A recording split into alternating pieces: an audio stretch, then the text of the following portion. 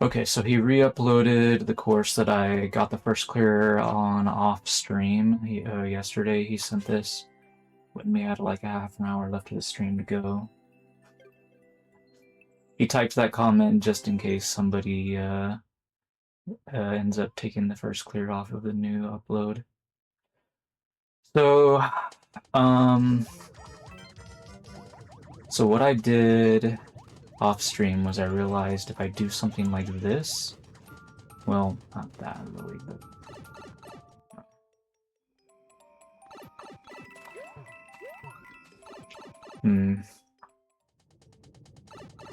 what I mean to say is this.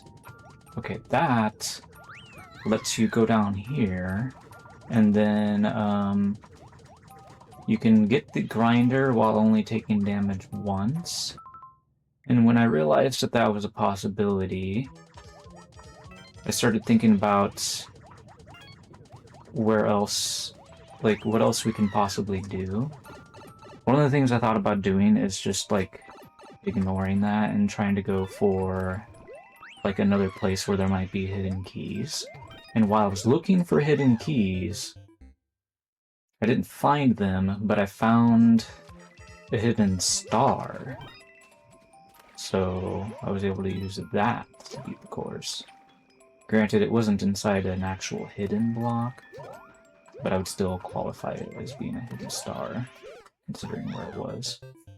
Okay, so we changed those invisible blocks below that red coin to be mystery blocks. He changed a little bit of something here, there, and some other spots that seems not very important. This part here is kind of important. Oops. I keep messing this part up. This part's not easy, to be granted. I'm pretty sure whatever I'm trying to say. Oops. That's... There we go, that's better. So because it's not an invisible block, that actually becomes easier now. Because you're allowed to hit block on the right first, and you still have time to hit the other one before the bomb just walks off, right? So, like, even off stream, I was struggling to hit, like, both blocks at the same time, or the one on the left first and then the one on the right. Like, either way, it was really difficult. So it's probably good that he made that part, you know, less difficult. Also, oh wow, he changed this too now. The lava for the locked door exit seems to be a lot farther away, as well as there's now a sort of like a safety coin setup, I guess. That's interesting. Anyway, I think I need to die now, I guess, because I kinda ended up losing a bunch of health already. Because, well, I would have to, like, verify, but, well, last time I went into this pipe...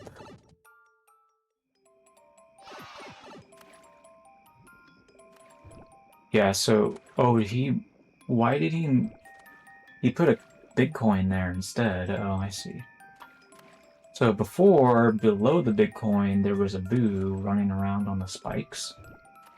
There's two different ways to take damage, and so what I was doing was I was jumping like this, to try to jump up and see if there was a key where he now put the big coin.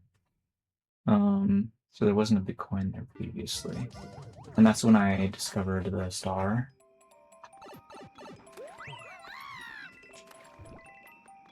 But yeah, if you don't jump on those spikes, you're not going to be able to find the star, which means you need to use your bigness from the fire flower to do that, which is kind of annoying. This course is not easy, even if you know what to do. It took me a while to beat it. Oops.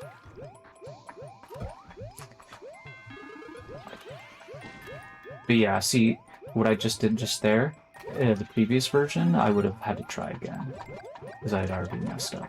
Because I was too slow in hitting that left block. So, it definitely made the course easier, I can tell. Alright, so I need to go into the blue pipe now. Because I need... Oh, actually, no, I need to wait. Because... need to... Wait, why? I guess we're fine. So I want to get that grinder coin first down there. We're starting to get low on time, but we're probably okay.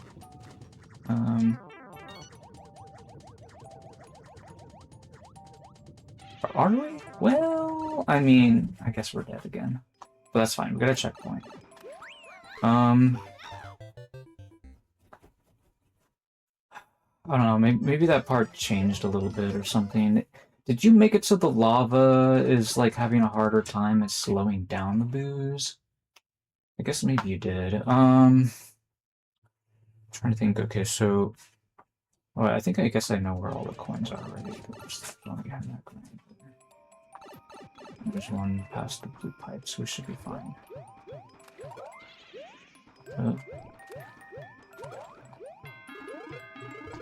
Okay. That should be good.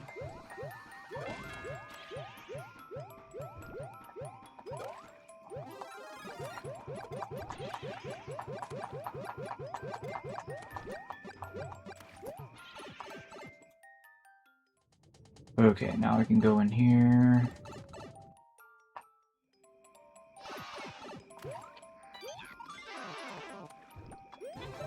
Okay, and now we can kill the booze or whatever it is that has the key. Yep. Use the star to do that.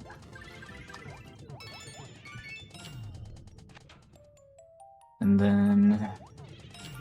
I remember when we went through the yellow pipe, there was a blue pipe, and he put an arrow gate there, which makes no sense, I guess, really. But it was there. I don't know if it'll still be there. It is. Okay, this arrow gate doesn't really make sense. I don't think. But anyways, so you kind of need to get out of the way of the lava, because it goes, like, all the way to the top. And on the previous version, I actually died to that boo coming out of the pipe because of his parachute or whatever. Anyway, I'm gonna go ahead. Well, so, and then I fell, and then while I was dead, I ended up leaving a comment, like, right around here or something like that. I guess it was maybe more to the left, but anyway, I'm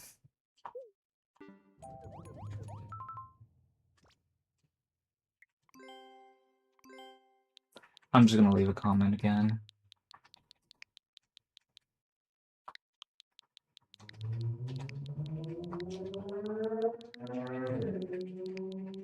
Like that. But yeah, I exited the level intentionally after the boo killed me, because I thought it would be funny to see the failure point there. Or, like, let him know that I died there. I don't know if he noticed or not, but anyway. Because, yeah, I was only 1 hit point at the time when he came out of the pipe and sniped me. Anyway, I had, like, a clear time of, like, 2 minutes before, but as you can see, I was not very well practiced today.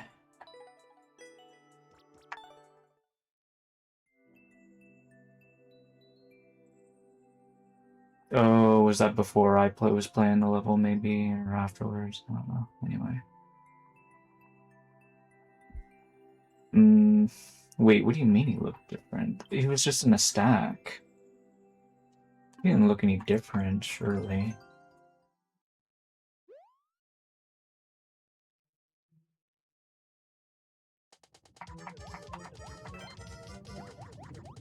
I mean, oh, you're right. He doesn't have wings. So he's the third one. Oh, wow. Oh, I didn't even notice. Yeah. That's actually kind of clever. I guess if you wanted to, you could give the players a hint and say, can you spot the difference or something? Anyway. Of course, that I'm working on potentially one of them, right?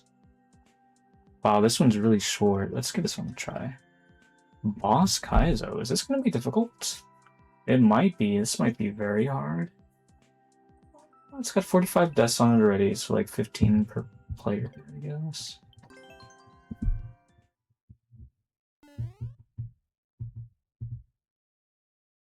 Ugh.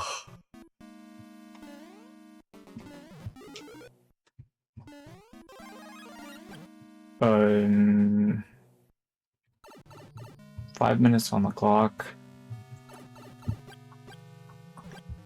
Hidden power-up. Not particularly difficult to find.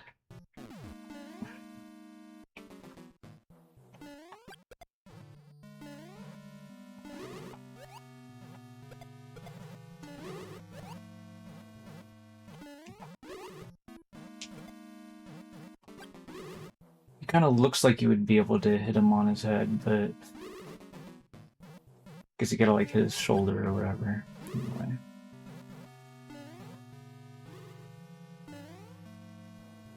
Alright, so wait, what?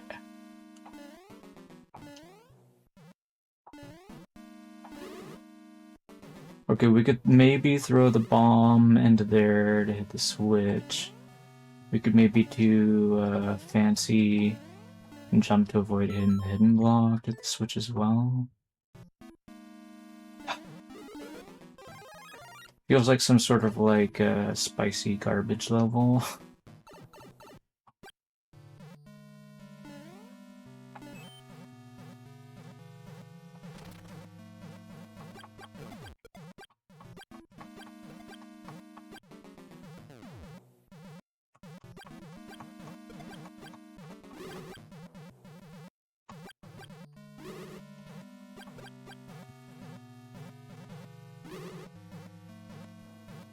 Weird. I guess his balls are like hitting the lava and just disappearing right away.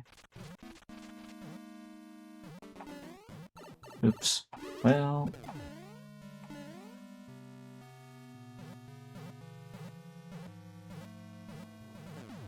seems like the ball summoner has the key, right?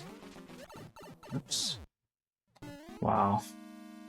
The Boom Boom's gonna be the death of me, I suppose.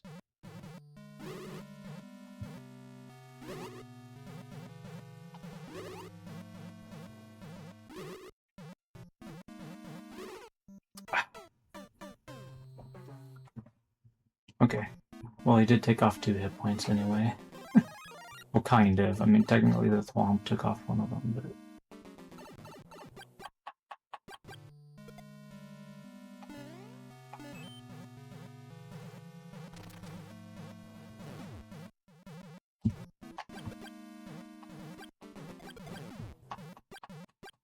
Hey there, Marcus. How you doing? Guess you're having a pretty good day today, huh? Oops. How do I keep taking damage to that guy?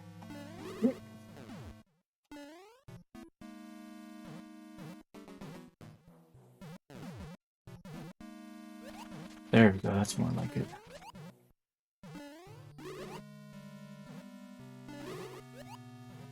I guess maybe I could just get away with letting the Thwomp crush the Boom Boom.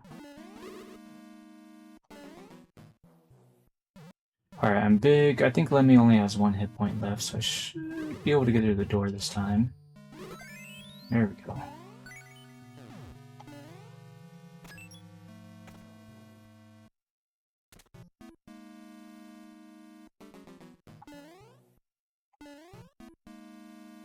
Well, I'm not sure if you noticed me telling you the other day in somebody else's stream, but there's a new first clear video, I think it was, right? Coming out soon, where there's like I played a course that I think is pretty similar to one of your courses. Oh yeah. NSMBU desert on one zone and snow on another zone. Oops. I forgot to grab the fire flower at the start. Okay, I messed up the ending there. If I had more hit points, that would have been like free, I guess. Or if I like knew immediately what to do.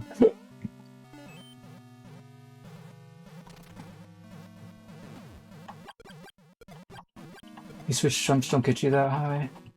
I don't know, I guess it depends on how good you are at P-switch jumping. Maybe.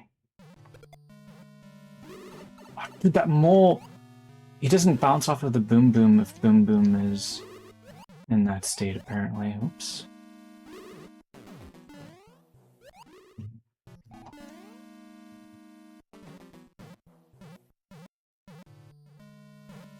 Passes through him and tackles me instead. Oops.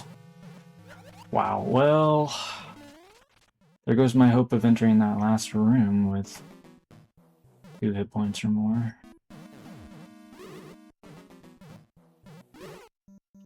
Dude! His ball keeps pushing me into his feet. I normally wouldn't be able to do that, but because of the bouncy stuff, it's working that way.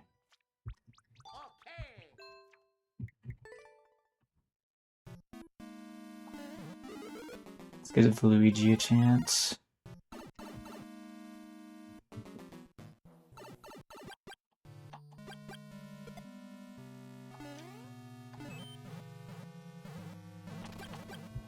You know what, maybe I should get rid of these guys up here just in case. I'm gonna start over. I'm gonna take out this blooper first. I need to turn left to do that. Alright, anyway, yeah, okay. That works. Oops. Now hold up. So I'm gonna...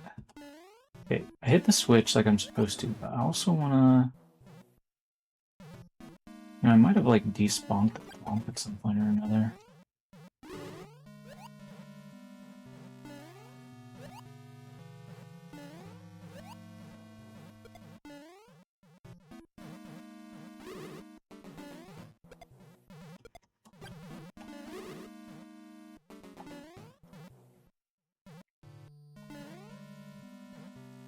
Yeah, I think I did.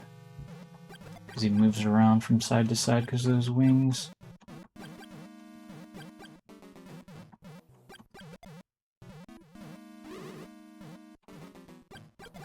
Suppose I could just shoot him to death. It definitely helped me keep my distance from him. Oh, the bomb came back? What? No, that was a second bomb. I didn't realize there was 2, right? Really, it's a second bomb.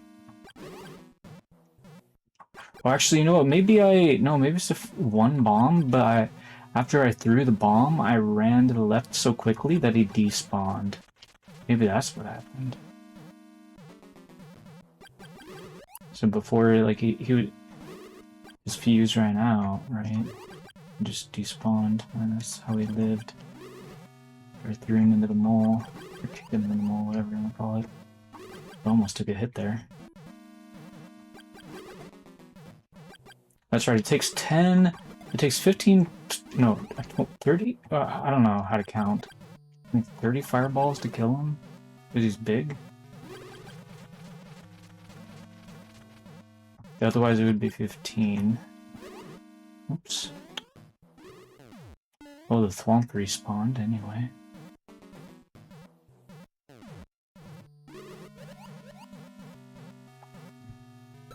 There we go. Oh. Okay.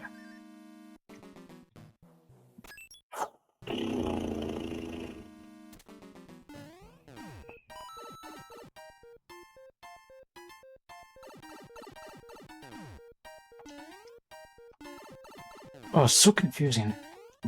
Yeah, whatever. Okay. I thought Oh, just because they were like, oh... If you wait, that becomes easier, right? Because you can, at least I think so.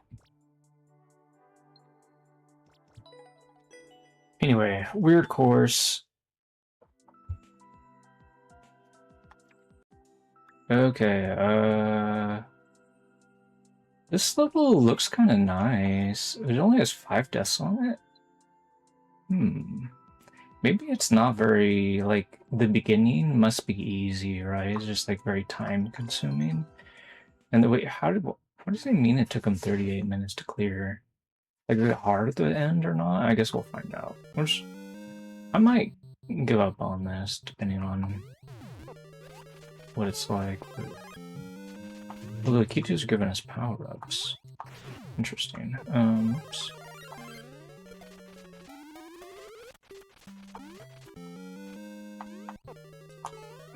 I'm so terrible. Anyways, they're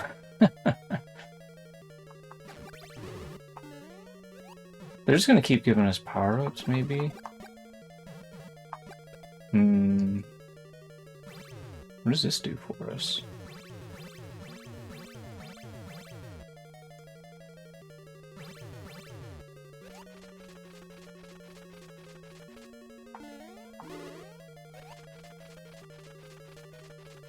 I really like cloud blocks.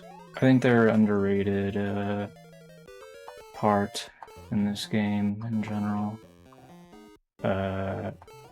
Wait, how do I get out of here? Oh, the switch state is in the wrong state. Okay, that's why people are giving up.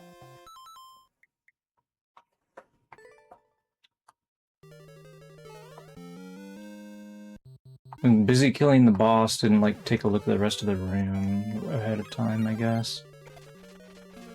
I would say that's partially the player's part and partially... I mean, it's partially the player's fault and partially the maker's fault. I wouldn't say that's entirely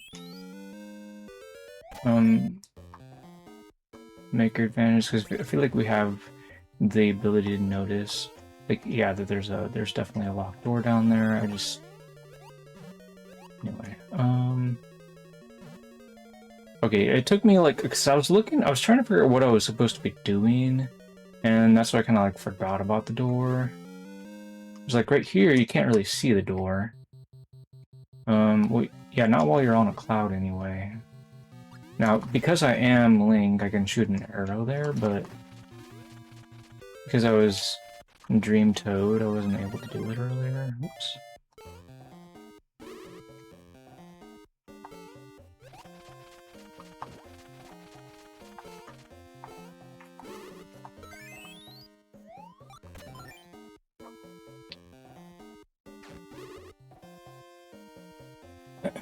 What can I say? I'm a sucker for boss fights, although I didn't really...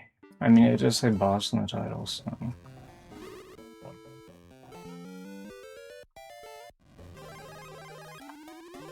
I'm not sure what I'm doing.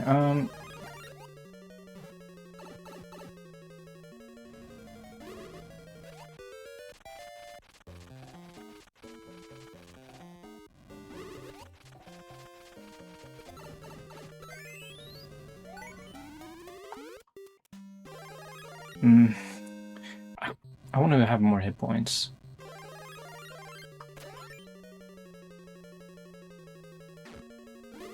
Yeah, if you don't kill them and they run out of power-ups to throw at you, they will fly away. So that's probably what happened. That's what you're asking.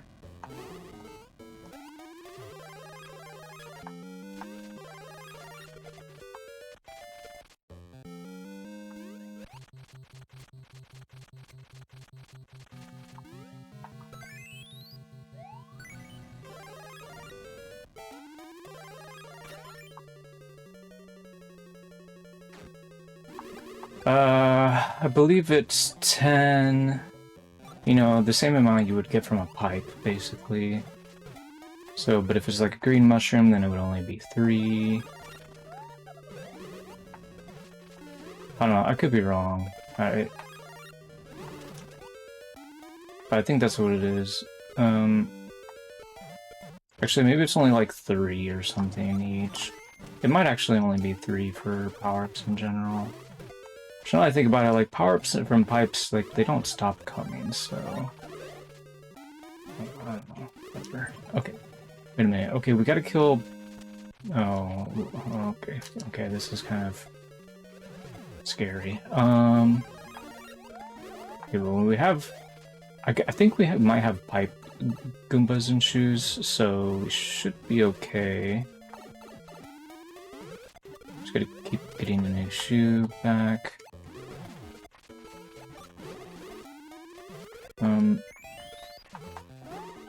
Yeah, okay. Whoops. I'll get rid of the Koopalings one way or another. Was that his whole family in this room? Wouldn't surprise me. I don't know, maybe it was like all the ones that were left over. Aren't defeated yet. I'm about to be dead. I'm not trying to pick up all these extra power-ups. Oh yeah, we do have a Dream Mushroom pipe though. So we're actually, everything's fine. There's no need to panic.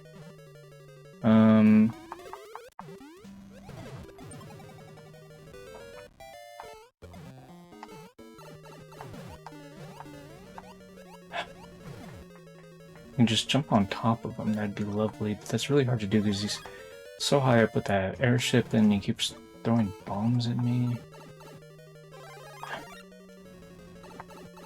Maybe I should just go back to shooting at him, like either Link or the Gray Flower. Dude! Okay, that pipe is also spitting up power-ups, so it's like giving me the power-up I didn't want.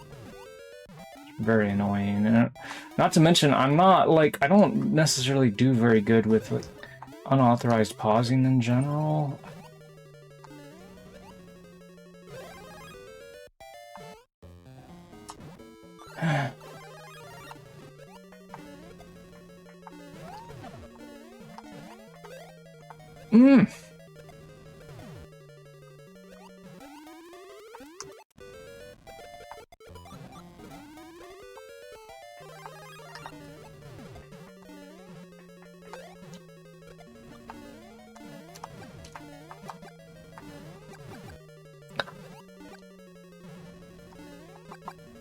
So hard to shoot at him, he's so high up there. Okay, I guess we really need to shoot, don't we? Dude, okay, you know what, actually, well... Get throw the big Goombas at him, potentially. I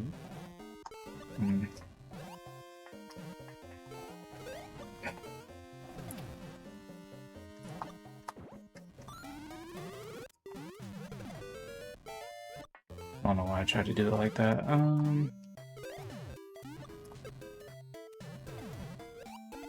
Well, we still got 3 minutes left to kill him. I feel like I'm making no progress. Ugh.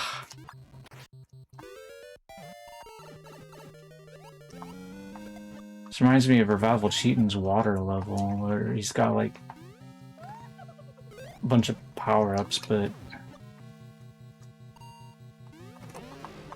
Wow, one hit.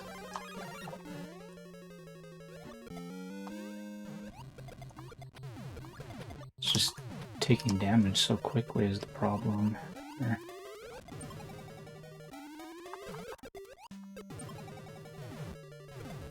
Wait. I didn't mean to kick it that way.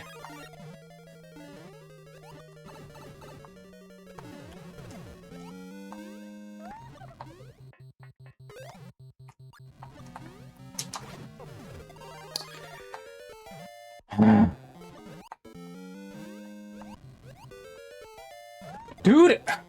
The fact that the power-ups keep swapping is driving me nuts. This is actually so infuriating.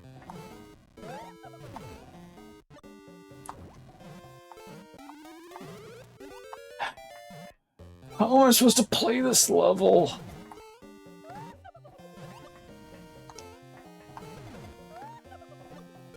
Oh yes, there we go. Oh. Yeah, you just do that. That's how you play the level. Okay, what's next? Is there a door up here? Yeah, I guess we're supposed to go into a pipe somewhere.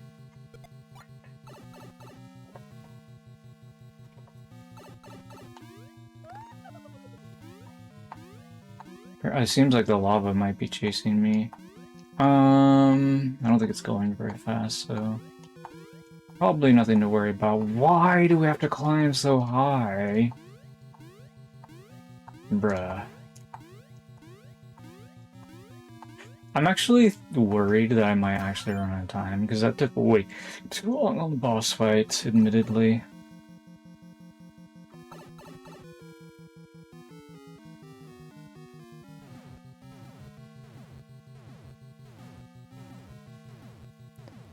Oh no, we're fine. Okay, that's the axe.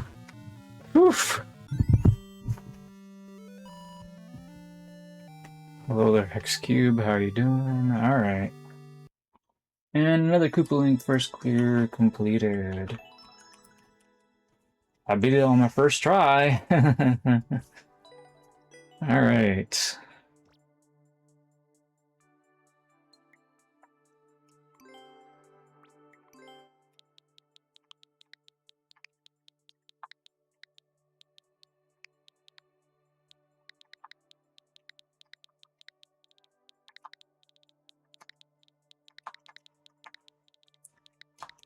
I feel like this message would be more encouraging beforehand. Yeah, we're gonna tell people like that might have comments on Endless Challenge or whatever about it, you know? Actually, did I beat it on my first try? I feel like it was close enough, right? Like maybe did I die in the first or second room for some reason? Oh yeah, I got blocked out of progressing because I didn't hit the switch once or twice in the second room, but I mean, well, yeah, anyway, whatever. You know, this, I mean,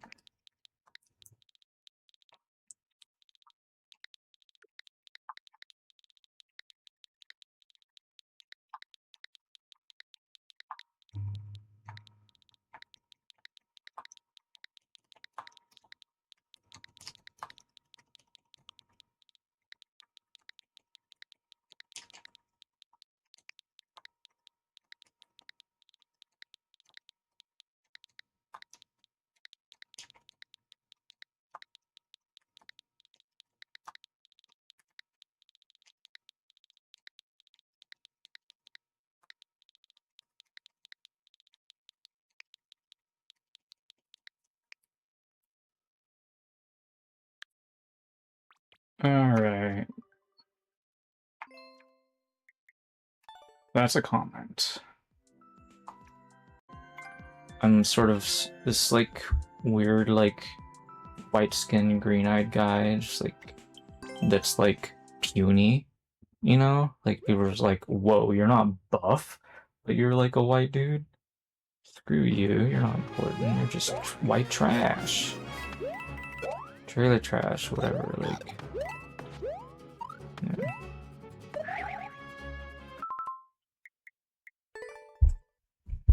I think sometimes people like really take for granted like how like rotten it is to be like in a situation where it's like I don't know, just like what am I even trying to say? I I don't understand how other people can be so insensitive to like other people's like where they came from. You know what I mean? Like um as somebody that like had like I'm not gonna say that my parents did everything wrong because that would be disingenuous, but like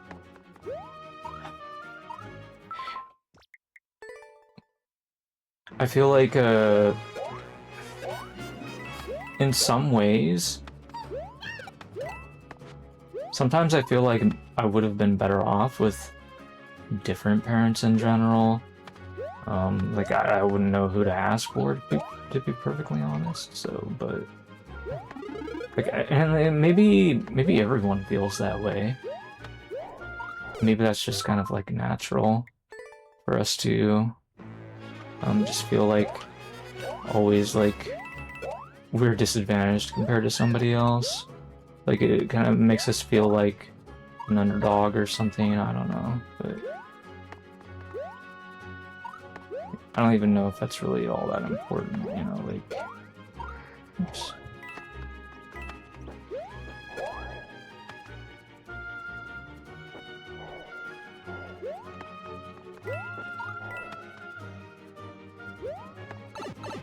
I'm not sure if what I was saying makes any sense, but...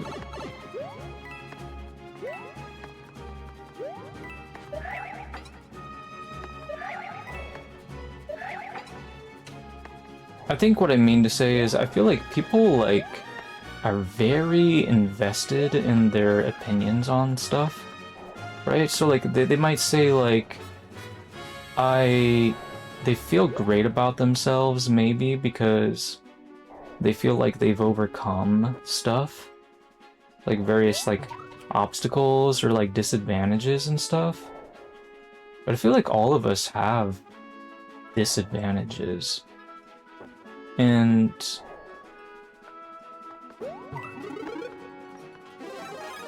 the thing is, I'm not trying to say that we're going to be equal in that, but I am saying that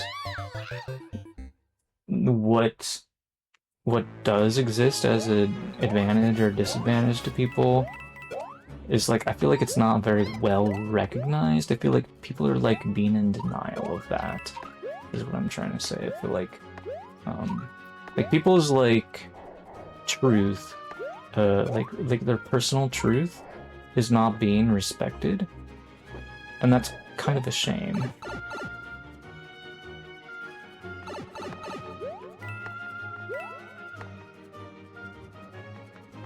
Not sure why I brought that up. I guess it's because of like the whole like not looking a certain way kind of situation. Like in a way, like there's like, I remember okay, so there was a YouTube video I was watching where they were explaining the difference between like an Asian that's like an immigrant, in other words, like comes to like United States, for example.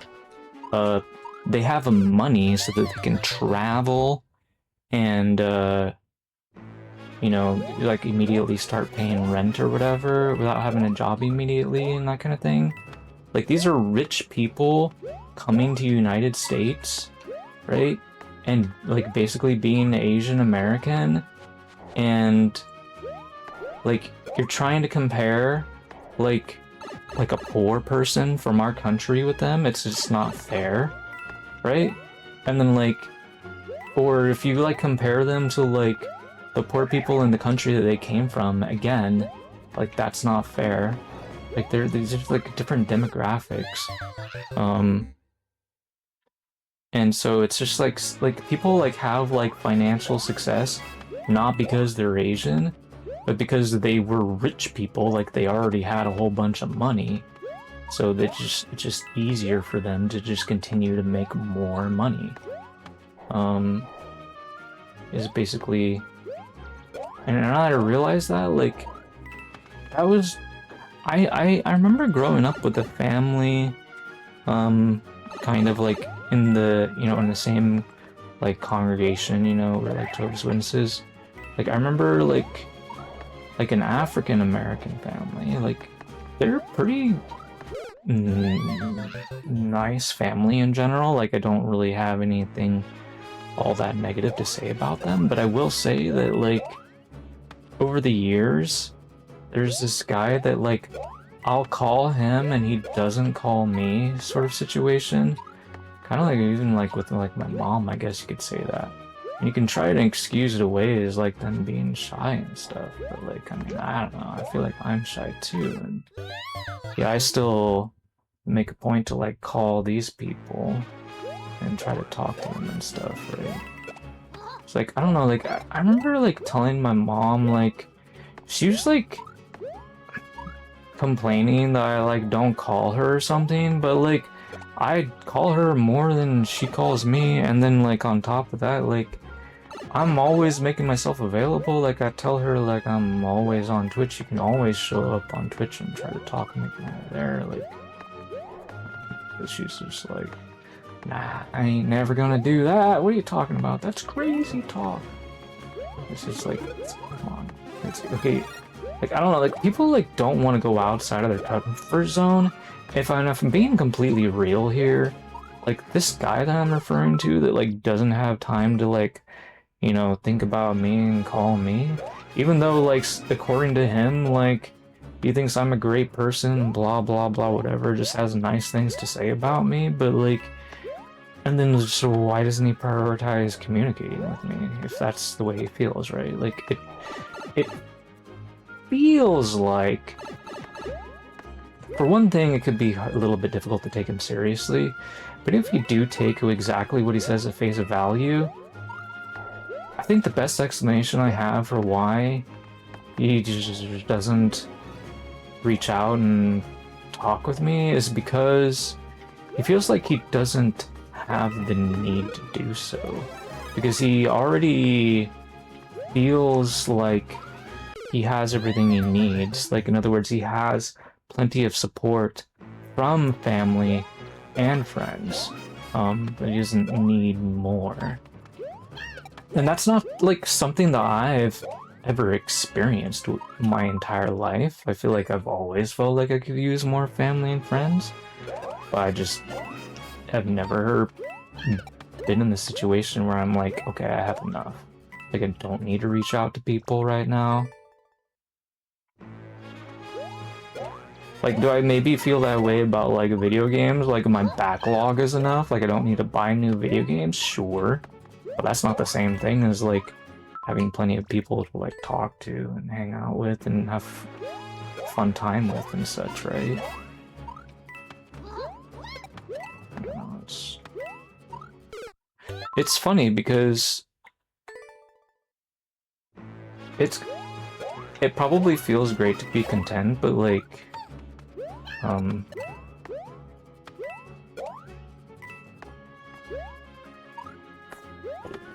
I'm not trying to, like, come across as, like, saying that I definitely am not content, but I feel like... How do I want to phrase this? I feel like the scripture applies to me where we talk about all creation groaning and being in pain together. I feel like I'm just part of that in particular, if that makes sense. Like, I feel like I can't really be, like, how do I want to say, like, I can't ever be, like, complacent, like, with my current relationships with people. Like, I don't understand how other people could be as well. Like, I don't understand how somebody could feel like whatever they have is enough. I don't know, like, even in the context of, like, if I was married and had a wonderful wife, I feel like I would still want friends. You know what I mean? Like, I wouldn't just want to only be with her all the time. Like, granted, I'm sure we would have, you know, a great time boinking each other, or whatever you want to call it, right? But, like, that doesn't mean that, like, that's, like, the only thing I want in life, you know? Like, we're more than just sex machines at the end of the day, is my point. So, and I feel like,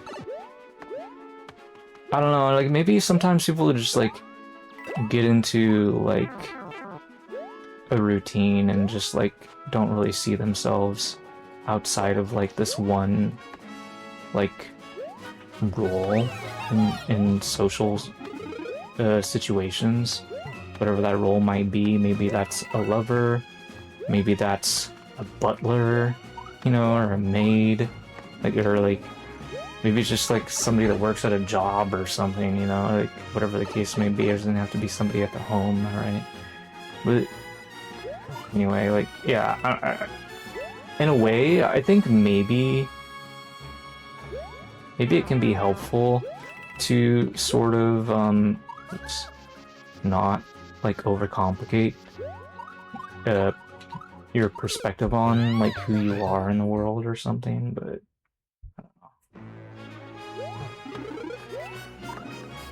I don't know. I'm just trying to figure stuff out, I guess is what I'm trying to say. I'm not saying that people are wrong or right to believe or behave a certain way. It just, I guess what I'm trying to say is I am personally struggling to understand stuff right now about, like, that kind of thing.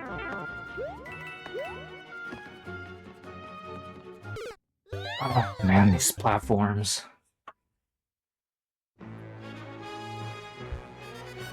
Friends are not like backlogs.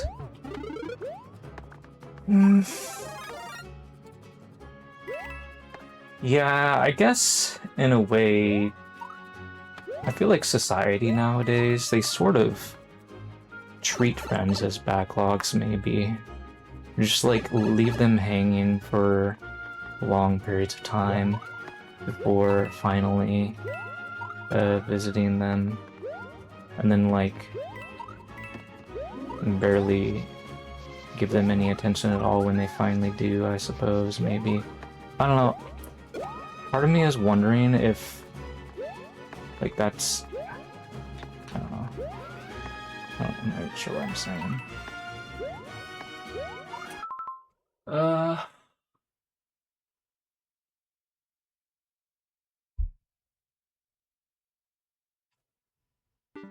You like your simple, boring life?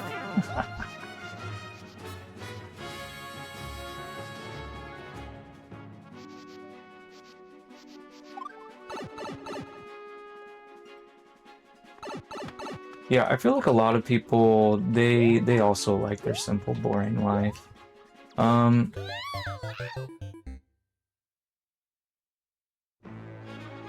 I can't get behind the idea of myself saying that I like my life. I feel like if somebody asks me like, do you feel like you've lived? I would have to answer no. I feel like I have suffered. I feel like that's what I've done. I don't feel like I've like lived.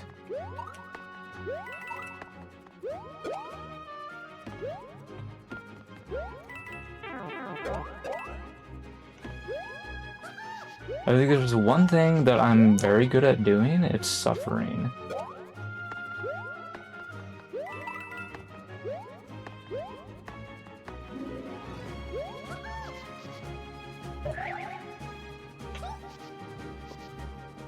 Believe it or not, there has been various translations of the Bible that does talk about something called long suffering.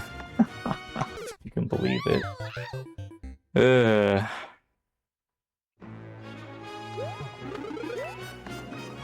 I don't remember what sort of like alternative translations for that word that as, but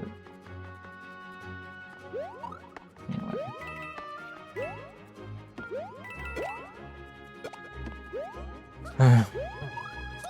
I feel like one of the ways you could interpret that is just like putting up with like a lot of like nonsense from other people, I guess.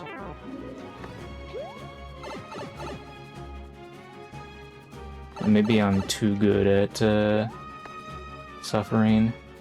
Maybe I should become less good at it. Anyway.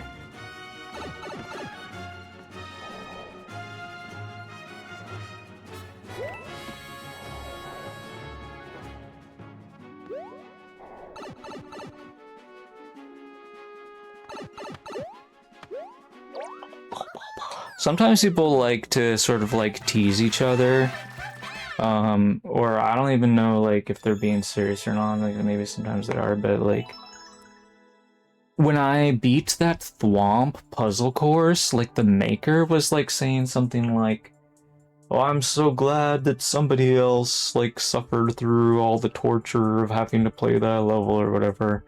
Like he was typing stuff like that on my YouTube channel. And granted, you know, I just let him say whatever he wants because it's YouTube, right? But like right now, I'm thinking like, bruh, like I was having fun the whole time. What do you mean suffering? You know, like or like torture or whatever words he was using. Like, anyways, said try to get the first clear on your course, huh? Are you talking about the new one then? I'm assuming you're talking about the new one.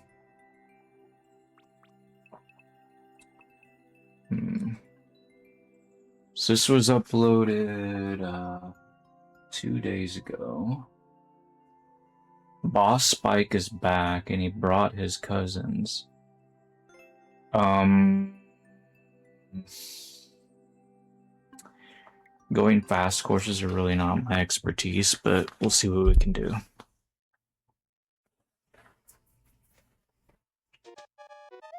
Oh wow.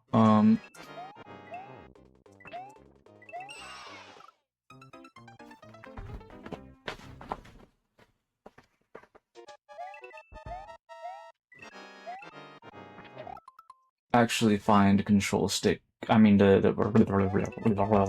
find the Joy-Con controller to be more tolerable for playing speedrun courses like this than any other controller, so because that means I don't need to switch controller.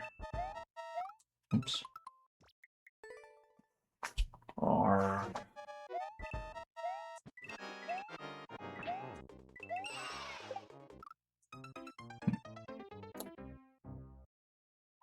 I don't know, should I be like keeping these guys alive, I wonder? Like maybe I need to like spin jump on the balls at some point. Maybe they're not just out to kill me. But I feel like I should kill them if I get the chance. Seem very disruptive.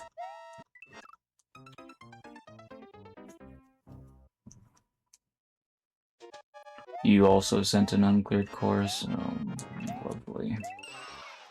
Alright, you guys want me here all night, don't ya? Aw, well, at least I finally touched some blueberry juice. Can get hydrated off of that, I guess.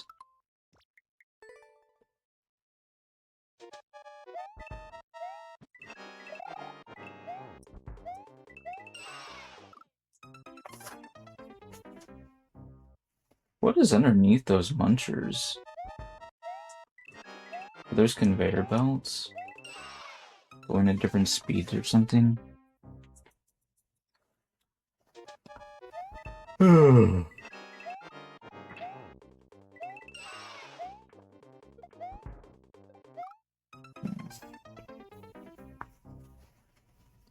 I'm not very good with muscle memory on long courses like this.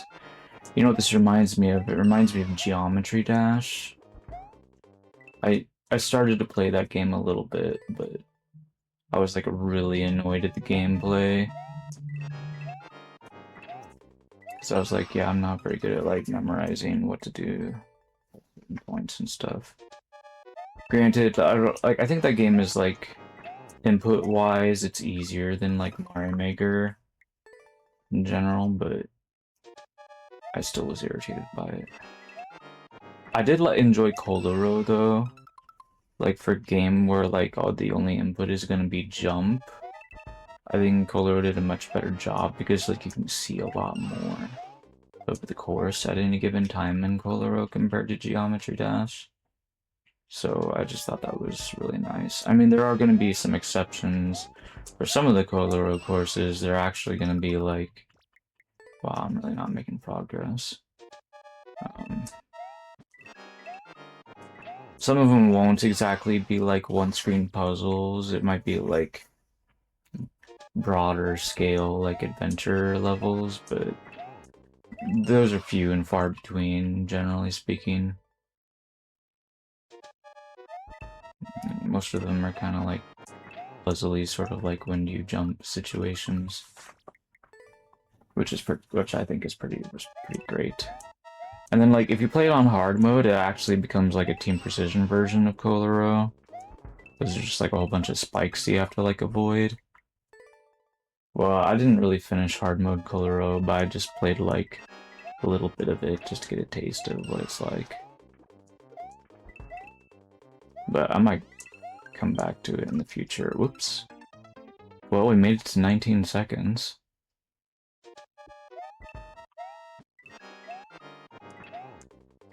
Since it's auto-scrolling, that is significant. Oh, oops.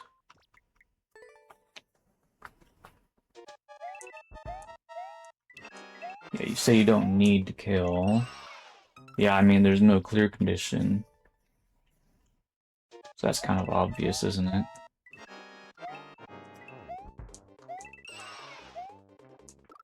Oh. Dude, did they see they move to the left sometimes? Like, that's so rude. It's probably because they were like in between conveyor belts or something. Ah.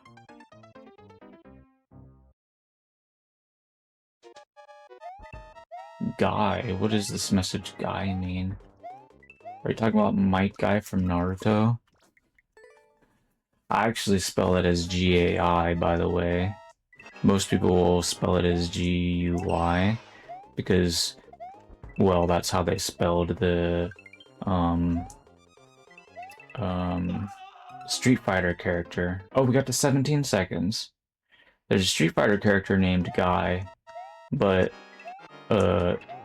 they chose to spell it like the English word guy instead of how a Japanese like Romaji name would usually be spelled. So anyway.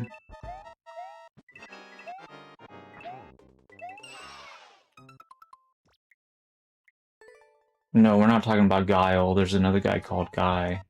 You don't know Guy? I think Guy actually has brown hair, if I remember correctly. But Guile has blonde hair. Those are two different people. Should we look this up?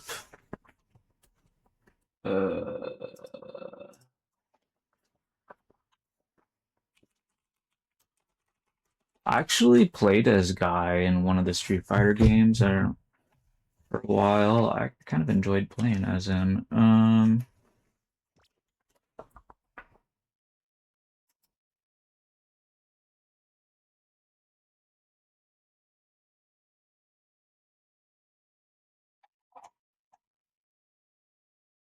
Which games was he in? Like Street Fighter Alpha, for example.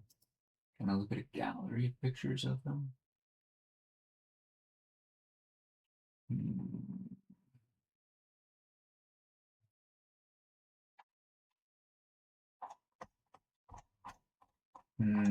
This Wikipedia gallery doesn't seem very complete. Well, anyway, he was taller than Ken and Ryu were, so I think that was like but he wasn't like huge, right? He just happened to be taller than them. Um, like Sagat, for example, was huge. Um, Sagat got like I guess like a scar on his chest because he fought with Ryu in the past or whatever, according to the lore. But anyway. Yeah, also I don't think Guy was as tall as Sagat, probably not. But he was a little taller than Ryu and Ken anyway, I think. Anyway,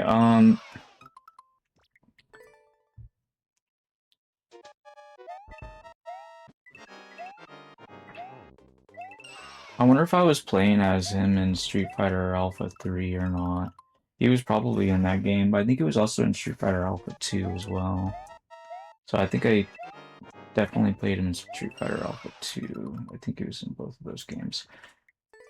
I want to say, I feel like maybe Rose might have been in one or both of those games as well. I'm not sure. Maybe she wasn't. Maybe she was in a different game. Rose was pretty fun in any case. I remember playing quite a bit of Saga. I played Ken Ryu. I played Sakura a lot. I even played a decent amount of Cammy. Honestly, I kind of played like pretty much all the Street Fighter characters at one point or another in time, probably. Well, when it comes to like the older Street Fighter games characters, at least anyways, that may be the case. Like some characters I just didn't really like at all.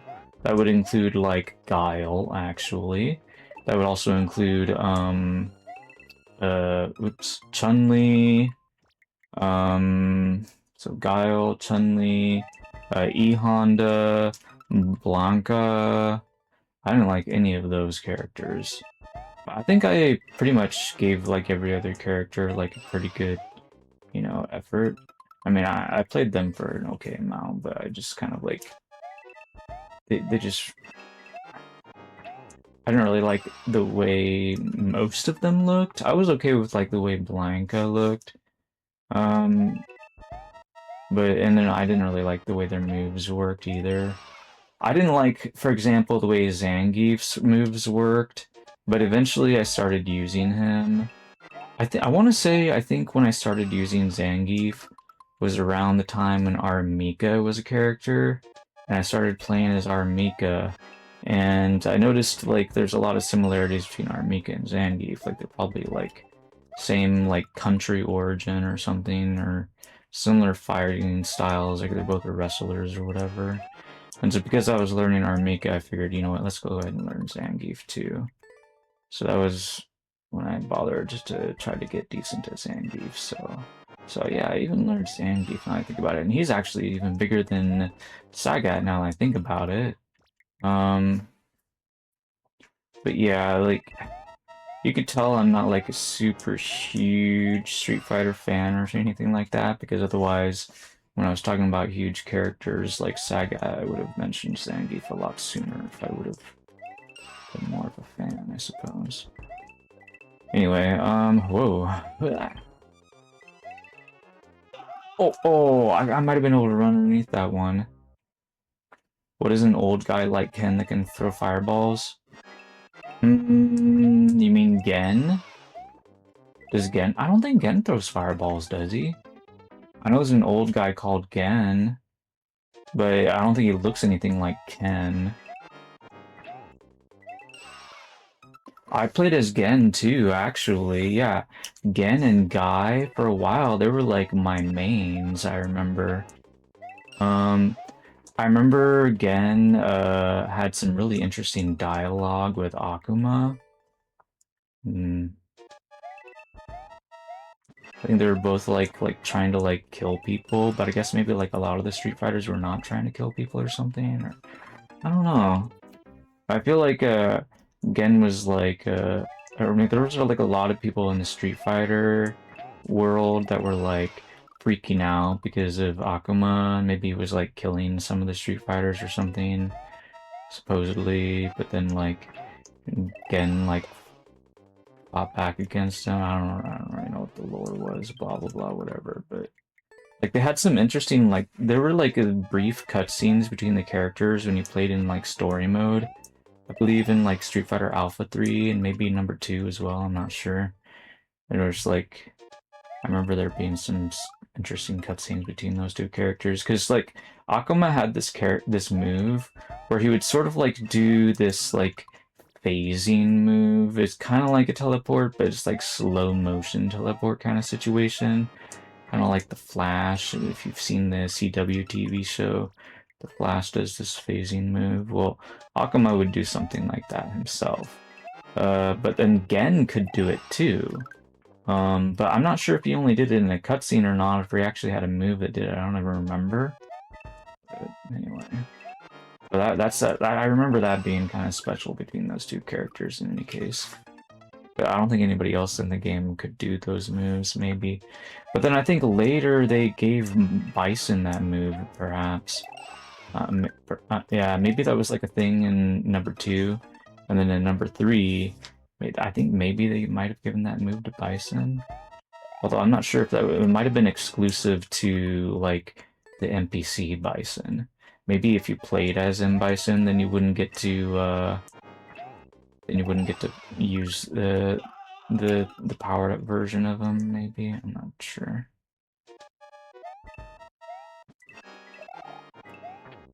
Oh, that's another funny thing about the difference between Japanese and English. For some reason, they changed some of the names of some of the characters. Um, Somebody else is called Bison in Japanese. I don't remember who it is.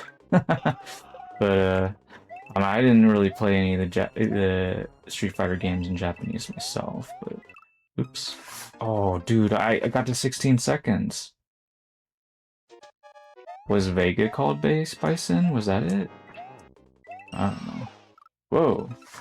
And what was Bison called if that were the case? I don't know. Anyway, well,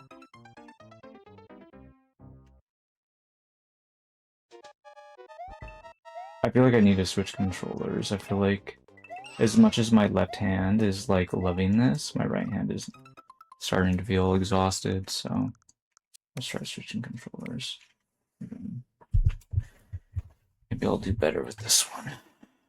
Okay.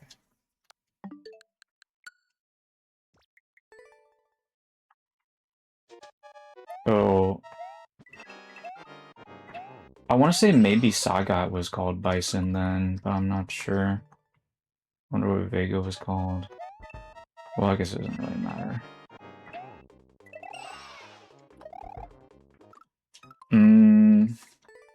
I think some of the fighting games, I wish they would like give us more story.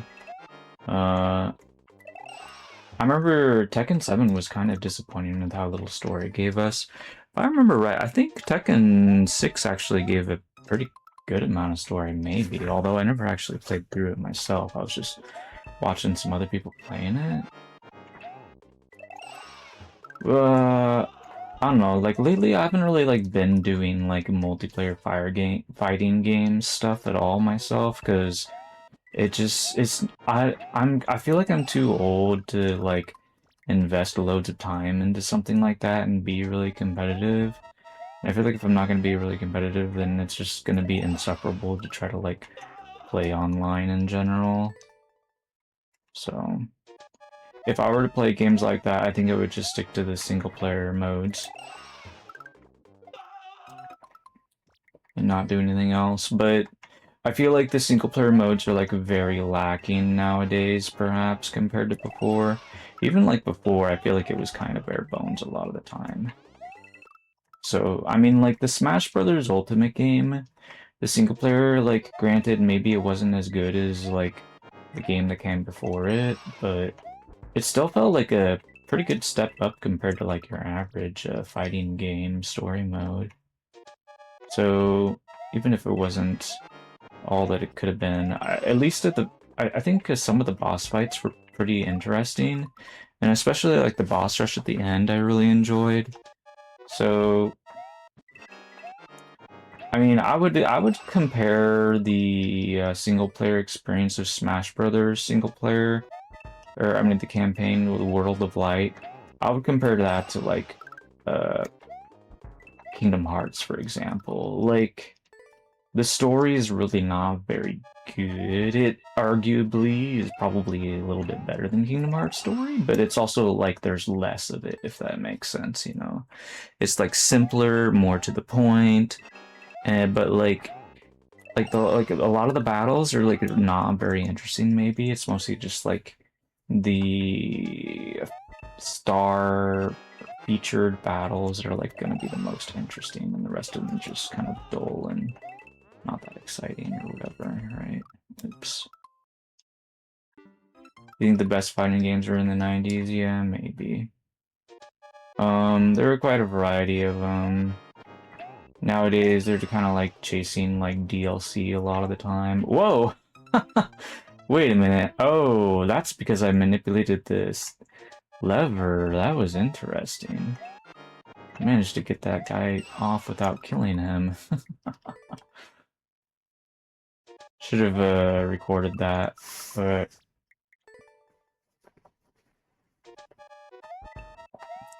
man, I played so many different fighting games back in the 90s, or maybe even before that too, I'm not sure. Or well, I remember there was a game, I don't know if it was an 80s game or not, but it was a MS-DOS game, so it probably was.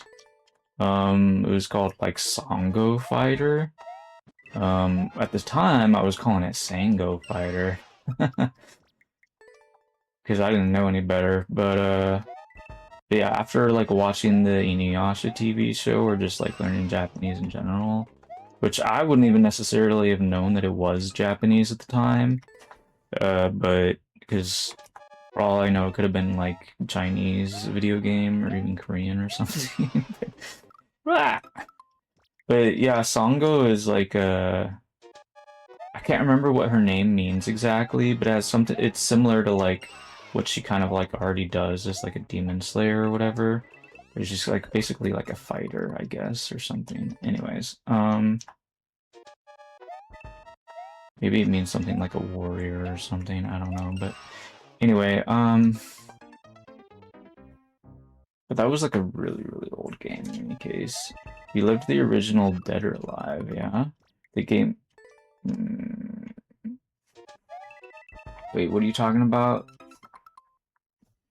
Frankie? Something... A GameCube? Are you talking about Smash Bros. GameCube game? Smash Bros. Melee? I played the Smash Bros. Melee, if that's what you're referring to. Technically, I think I still own that game, actually, but... Wouldn't have any way of streaming it. Oh. Anyways, yeah, I believe Super Smash Bros. Melee was the first time that Zelda showed up in a Smash Bros. Game, which is pretty neat. I kind of like Zelda as a playable character. She was kind of like my new character to play as in, Smash Bros. Melee. Whoops. My main in the original was basically just Kirby. So I think it's kind of neat that Kirby got to be, like, sort of the main character of World of Light. Ah. We were talking about Soul Calibur 2. Oh. Wait, what? You didn't even say anything about Soul Calibur until now. Anyway, okay, yeah, I played a little bit of Soul Calibur, but not very much. Whoa. Yeah, I'm trying to think. I think I might have played, like, Soul Calibur 2 and 3, perhaps. I remember Yoshimitsu being in one or both of those games. And I played as some other characters. I don't know if I really played as much Yoshimitsu or not. But I did play a decent amount of Yoshimitsu in Tekken. Yoshimitsu was my favorite character in Tekken 3. But in Tekken 4, my favorite character was Ling Xiaoyu. And in Tekken 5, it was Ling Xiaoyu again. But I didn't really play Tekken 6. So I wouldn't really have a favorite character for that game. For Tekken 7, I don't really know. I feel like I didn't play the game enough again to have a favorite character. I just played the single player, which was just you playing as Heihachi, if I remember correctly, and then I tried a little bit of multiplayer, but I just kind of like stopped playing it really fast because I was like, "What? You want me to play against Noctis from Final Fantasy 15? Give me a break, man!" Like, I think fighting games, their biggest problem nowadays is the fact that they let people play DLC characters against other people that do not own the DLC characters. What they should do is they should just make an expansion, put like 5 or 10 new characters on it, make it cost 15, 10, 20, 30, 40, whatever bucks, number of dollars they want it to cost, but it needs to be an expansion, right? Like, not, like, that way people that don't own the expansion don't play against other people that, you know, have the expansion or whatever, right? So, that way people can actually play the vanilla version of the game, you know, if you want to call it that, like the standard version, and find out if they like the standard version or not before they decide to try to spend on the expansion. Because that's how it was with StarCraft and Warcraft 2 and even Warcraft 3, is people were able to buy the standard game, and if they still liked everything, then they could buy the expansion too. Like, and the funny thing of it is too, is you would get additional story too. So it wasn't even just getting characters. Like, if I get Pyra or like Joker or Hero or Piranha Plant or whatever, like, those characters, they don't give us any additional story in Smash Bros. Like, picking them doesn't give us, like, new campaigns to play through or whatever, right? It's just a character in multiplayer. It feels like they're just doing, like, the very bare minimum when they, like, charge us for stuff compared to, like, the old days, I feel like. But anyway. Oh. Link was playable on the GameCube version of Soul Calibur. Yeah, that's right. And I think Heihachi might have been playable on the PlayStation version.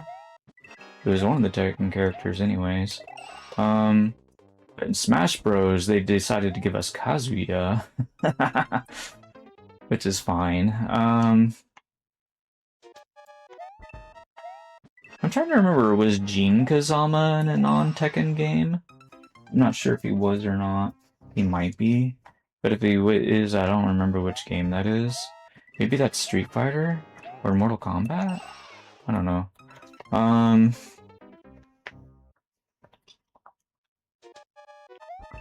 Well, I don't know if I'm ever gonna beat this level. Can I even get to 10 seconds? I'm so inconsistent on this.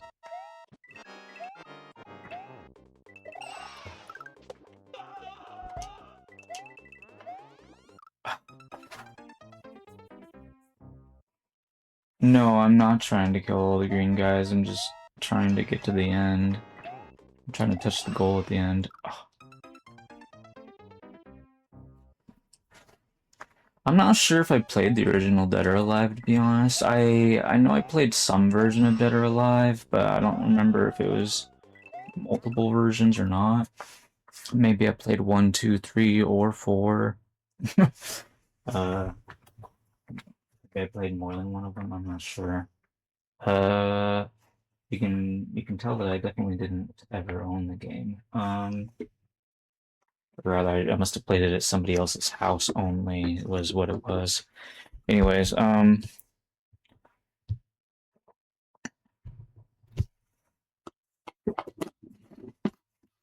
do remember I watched the Dead or Alive movie though, because why not, right?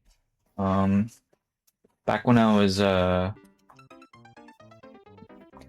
when Blockbuster was a thing, we could like Blockbuster was like doing like a monthly subscription thing, so you could like go in and order a new I mean you just pick up a new video, you can check out a video as long as you feel like, or a video game or whatever, and like turn it back in when you're done with it or something. And then you pick up a new one continuously throughout the month. Like that was the kind of like the deal. And that was pretty neat. I really enjoyed doing that. Kind of like Netflix, I guess, in a way, before Netflix was really a thing. But anyway, whoa. Okay. Oh, dude! That is mean. Well, we got to 13 seconds, and then Invisible Block killed me. I mean, what would they even do? I mean, they already had a red box anyways, blah blah blah. Could they try to buy out red box or something? I don't know. Anyway, I mean, the thing, I don't even have, like, physical media anymore. Like, a lot of our PCs, like, don't have CD drives or DVD drives.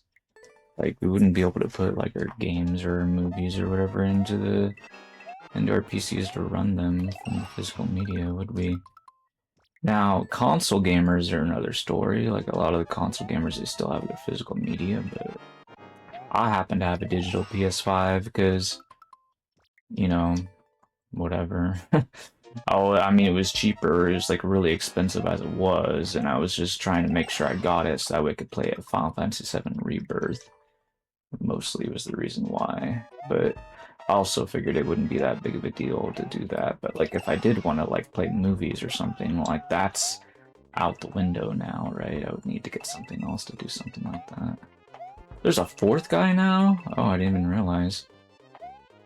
Oh, dude. Okay, if I spin jumped there, it would have been okay. We made it to 12 seconds. Yay. He's probably just upset with you for the same reason I got annoyed by that the invisible block. Whoa!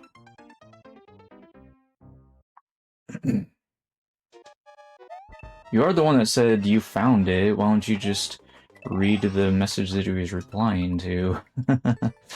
I think that's pretty guessable, and even if it's not guessable, then you can see that clue right there. Whoa, I don't understand why you responded what so quickly. We do have a chat rule here that says, what does it say? Like, analyze swiftly but report slowly or something like that. I don't know. Do I need to rephrase that? That's kind of a weird chat rule, isn't it?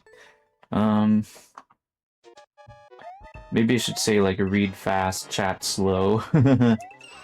Whoa, ouch. Maybe that's a better chat rule. No, it could say read fast, type slow.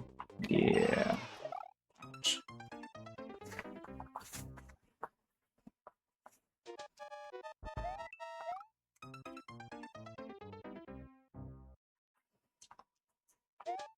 Ugh, my fingers are starting to get annoyed by the grooves. I don't know why they decided to add like indentations in the buttons, but the indentations sort of like mark which letter it is on the controller. So, yeah, being perfectly honest, I don't understand why the B button in particular like feels rougher than all the rest. I don't know why. It reminds me of like a mark that you would get on like a help me! Oh!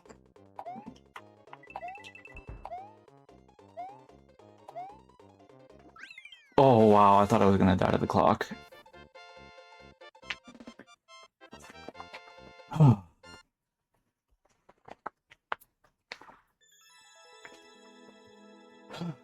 Finally got it. Oof!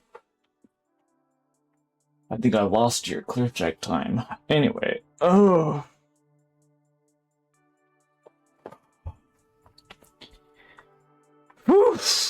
333. Alright, that was pretty exciting, I suppose. Yeah.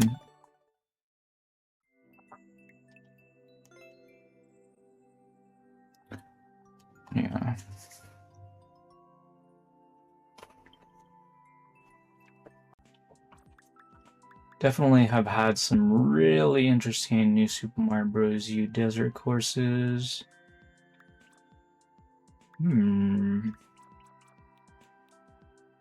Kind of intrigued by this one. It says Zone 2 is going to be snow.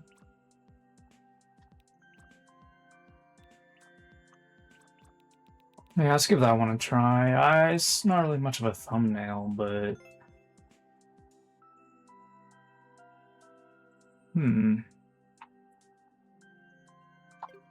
not really sure what's going on here in this course. I guess most of the action's in Zone 2, I guess. I don't know. Well, I should have looked at the clear track time. I don't know why I wasn't paying attention. 68 coins. Oh, it's a coin collection level. Oops.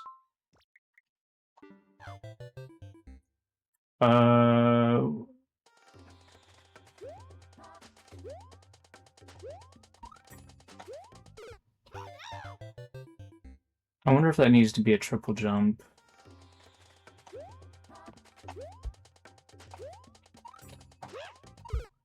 I think it does. Okay. I wouldn't know about that. I think I'm kind of terrible at NSMBU. Like, I've been trying to get better at this style recently, of course, but I feel like it's been my worst style, but maybe I just feel that way just because a lot of other people are just so incredibly good at it.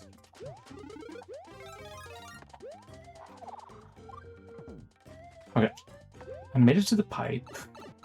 So I guess all the coins are in Zone 2. Bruh, why'd you have to take away my power-up after giving it to me? I hate that kind of level design choice. It just feels like such a scam, you know? Do I have to go up there to find the coins? Ugh. No, I'm just gonna scout out the rest of the level for now.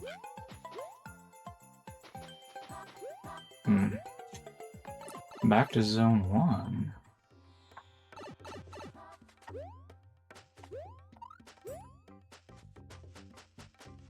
$38. There's only 30 more coins beyond that. It could be another big coin. It's probably in zone 2 there. Where these spikes are. Okay. I mean, I knew I had to do that anyways, so I figured I might as well get killed on it. I'm gonna go ahead and scout that out, and then I'm gonna backtrack is the plan.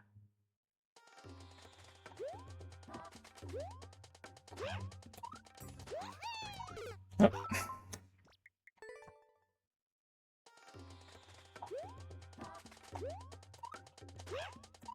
I'm actually planning on, I want to make a bunch of NSMBU 3D World and SMB3 courses for my next Super World. Whoops. I did the triple jump, one jump too early.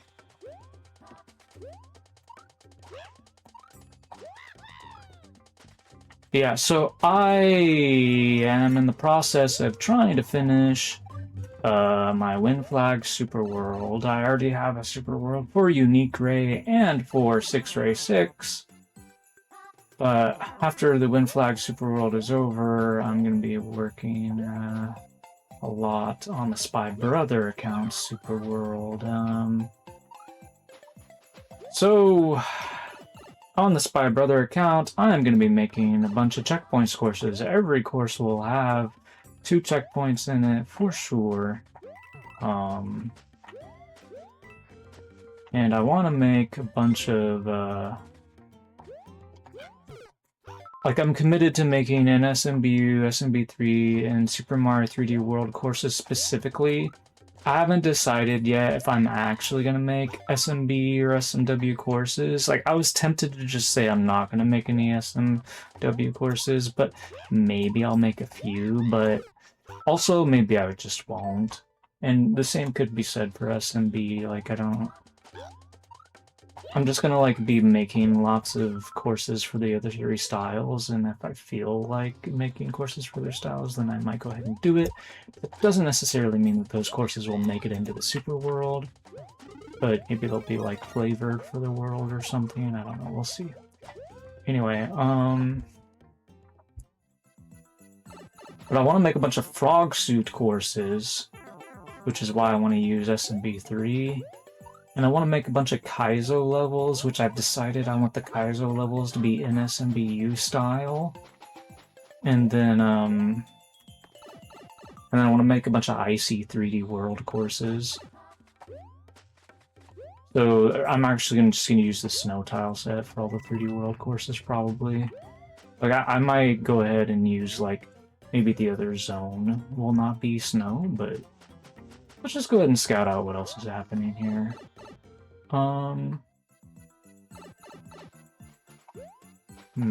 Wow, what is all this? Seems kind of annoying. Okay, so then this is the end. So yeah, the 30 coin is very likely to actually be in the snow zone.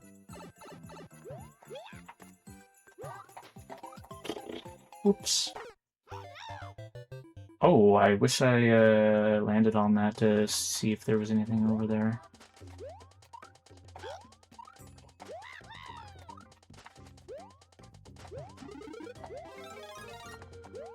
Yeah, I don't like the gimmick of, like, give the player power up and then take it away, like, almost right away. I feel like it's just a gigantic waste of time. That's the main thing that I don't like about this course.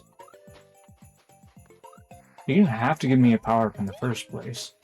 Like, why do you have to, like, check to see if people know how to ascend with the power-up when they're not going to use it for anything anyways, you know? Like, it just doesn't make sense to me.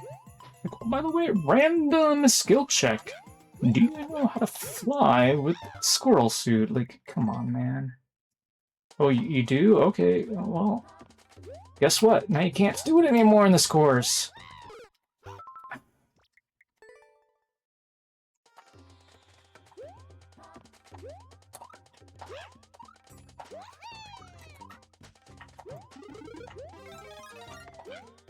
Oops.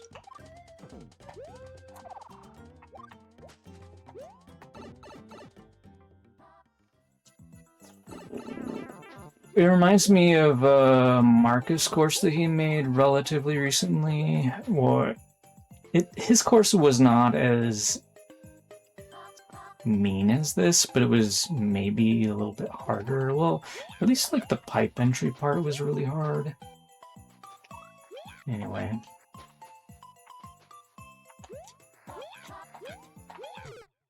Okay, well, the coin is definitely there. I just need to stop dying to the spikes. Okay, so wall dragging before doing the wall jump actually seems to help there. So I'll continue to do that. And you know what? While we're at it, I'm gonna try seeing if maybe we could do better with Toadette.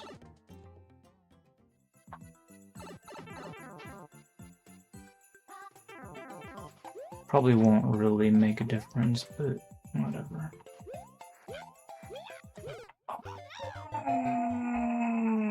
Too trigger happy, too trigger happy.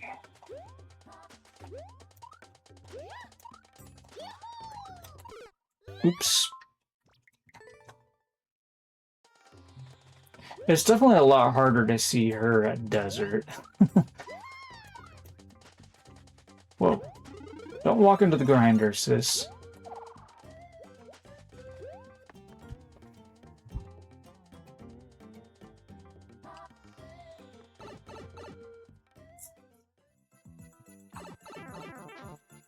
Super Boss seems to be memeing at the moment. Talking some mad respect for the maker at the right now.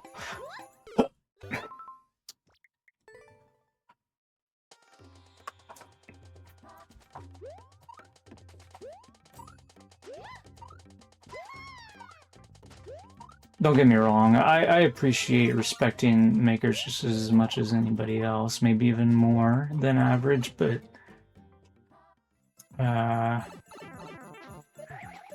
unauthorized pauses, like,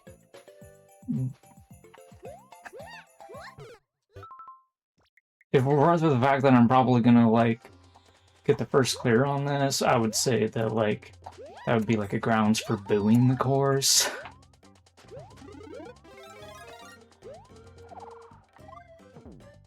If I have to, you know, deal with them again and again and again, which in this case obviously I do, and it's really, there's no way out of it, unless there's like somewhere else I'm supposed to be going, which I wouldn't even know where that would be, right? Like, I was supposed to even get to this coin or whatever. Right? Anyway, into the goal, for that matter. Dude, I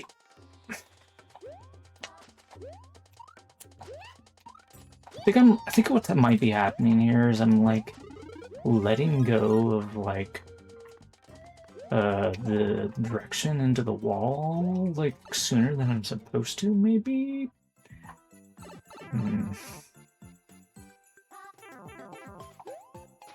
Like, my left hand is not... Oh, there we go. No, no! Oh, I almost had that! Oh, I panicked. Okay. I jumped over a lot farther than I was trying to with that wall jump, which scared me. And then I panicked afterwards. Anyways. I should have just, like... just done a casual, like, wall jump after canceling the ground.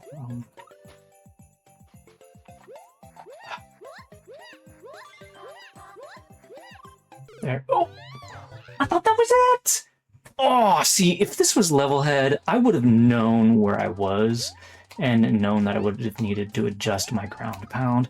But I thought I did it fast enough. I was so close. Because, okay, in level head, you can see your precise position off screen, horizontally anyways, which would have been huge there, because I would have known I was over too far, and then I could have adjusted. Oops. In Mario Maker 2, there is no indicator when you're off screen up above the course, like in level head. I hope they add that for Mario Maker 3. Like, And I hope the Butterscotch Shenanigans comes out with Levelhead 2, and I wish these game developers would copy each other, like take each other's good ideas and put them into the games! Anyways.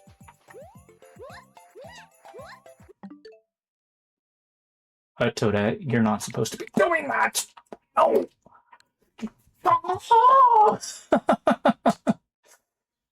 Dude, why? Press the home button? I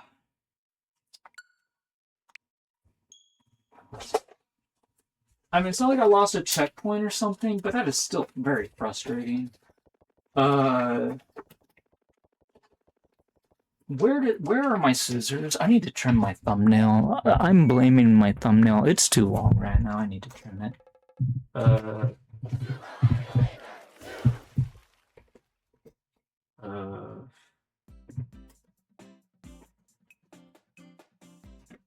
I'll have to find my scissors after the stream is over, I guess.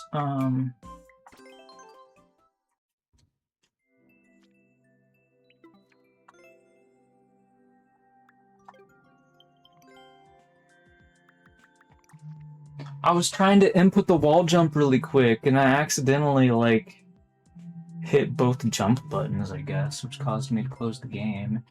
Anyways,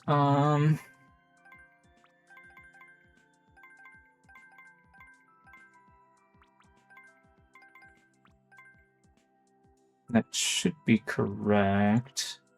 Wait, no, it was desert. Well, it might still be findable if I search for snow, but maybe not, I'm not sure. Anyway,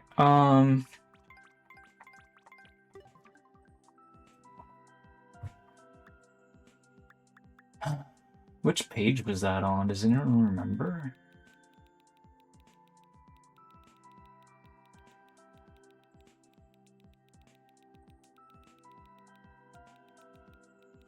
I mean, it might have moved. Well, no, I guess it wouldn't have, because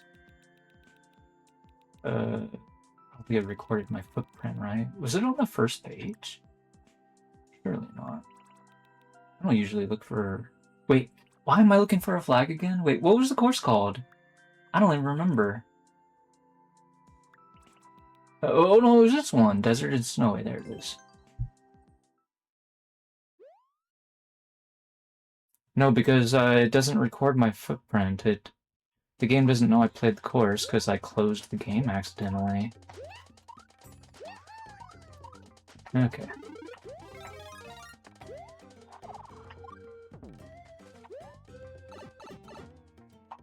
So all the deaths that I committed, or all the like Toadette and Toads dying on the course, like the game didn't record any of that.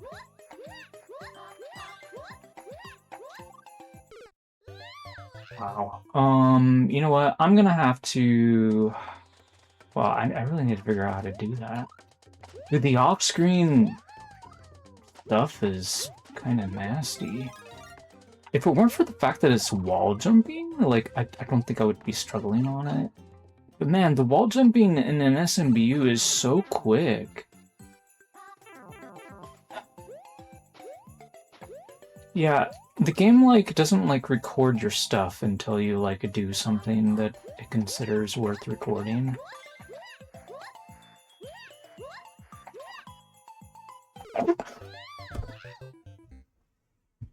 I forgot there were spikes down there!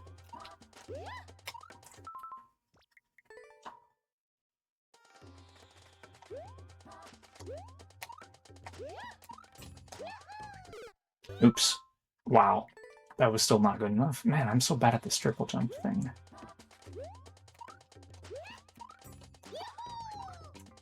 Anyway, okay.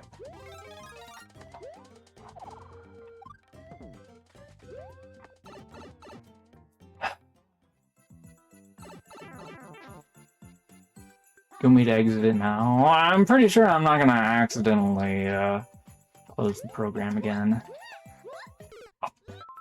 It only happened last time because I just sort of like, I was trying to like press the jump button, but...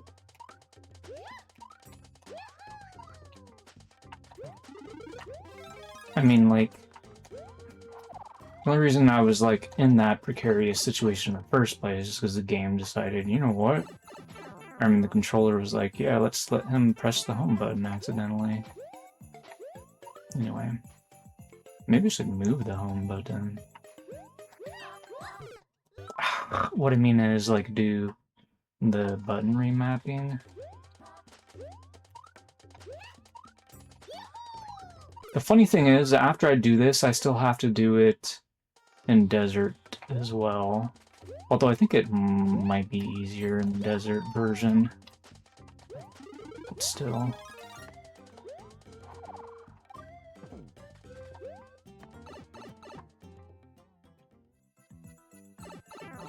I mean, it's on page 2. I'm gonna remember it's on page 2. It'll be fine.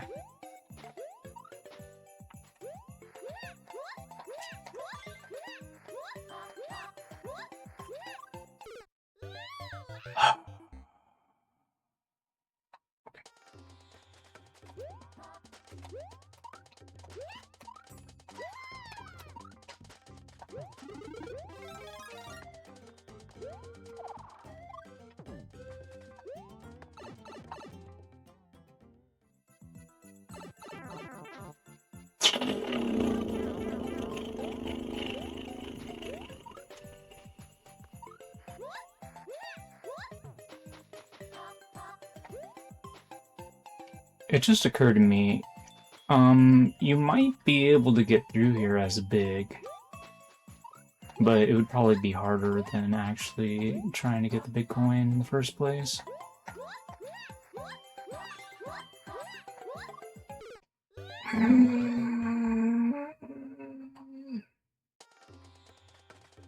I wonder, what if I tried just doing a spinning wall jump? Would that, like, make, like, anything easier? Like, maybe, huh?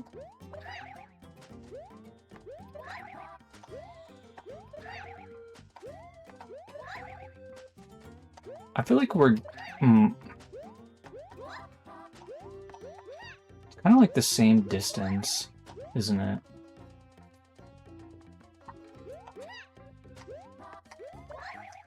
And if you do a spinning wall jump, you cannot ground pound afterwards, so... How much space do you have to work with over there anyways, I might remember? 3 blocks total.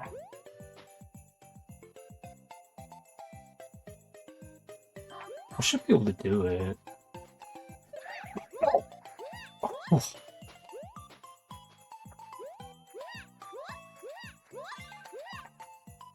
No! Cancel! Don't why I need to pause. I need to pause that after I get it. I'm just like, I don't know, it's just like, I wasn't mentally ready for actually succeeding on the ground pound. Maybe I'll be ready next time.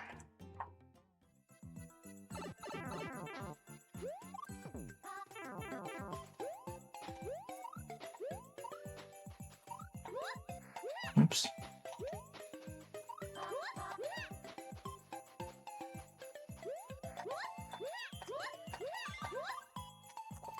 What? That was... I did finally cancel the ground pound, but it was too late. Oh. Oh. Well, at least I'm starting to get consistent on the ground pound timing. I did switch to the D-pad. I feel like the timing for the D-pad is like more in my favor compared to the control stick. So that seems to be making the difference. There we go. Okay.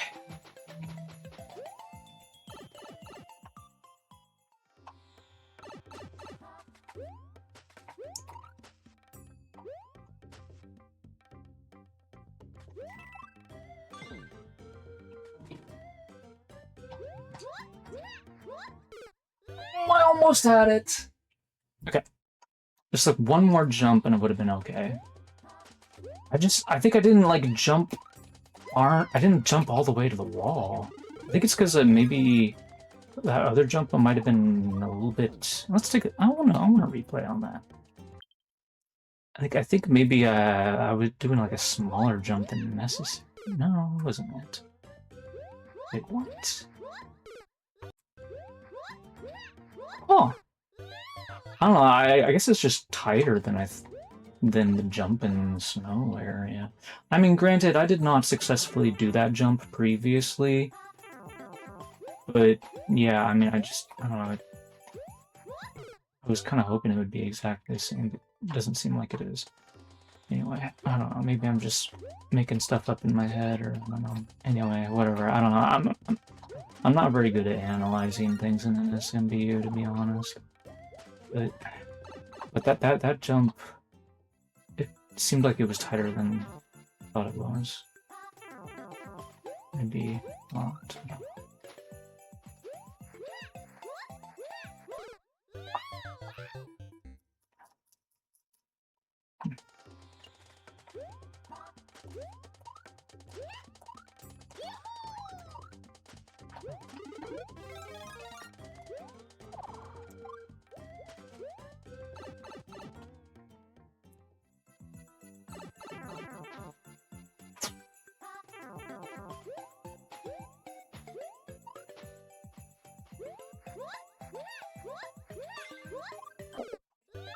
No, I knew it before I died to the spike. I was like, nope, I did not Grandpa fast enough.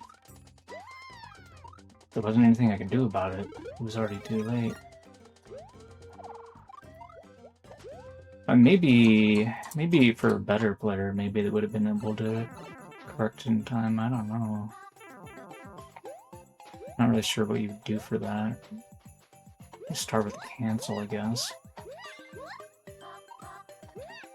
Okay, anyway.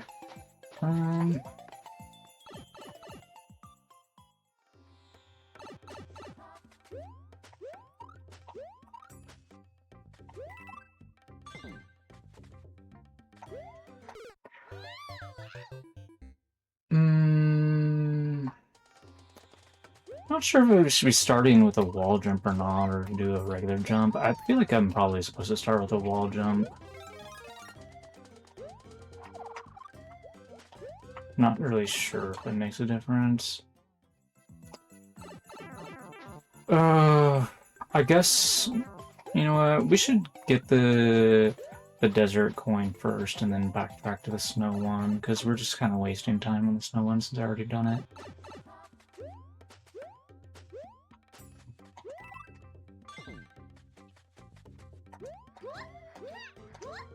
Okay, well, we got it. Alright, let's go get the snow one.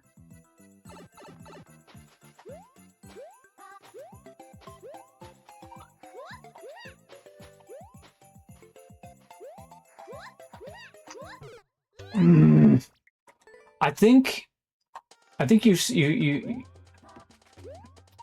the difference is kind of like you're doing like a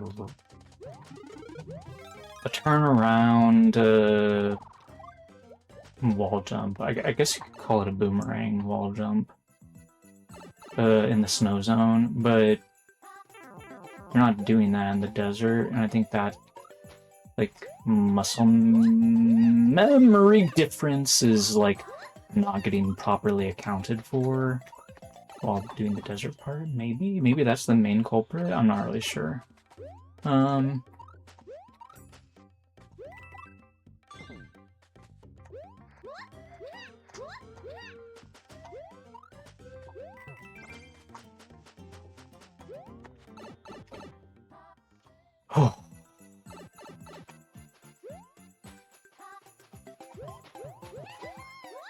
Wait, where am I? Oh, no! No! No! Ah! Oh.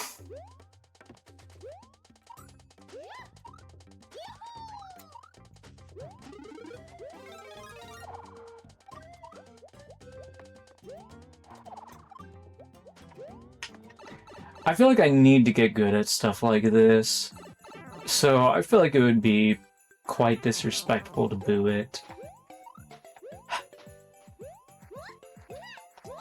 I'm a little bit torn on whether or not I should like it, because I hate that stupid damage boosting part, but nah, I'm not gonna like it.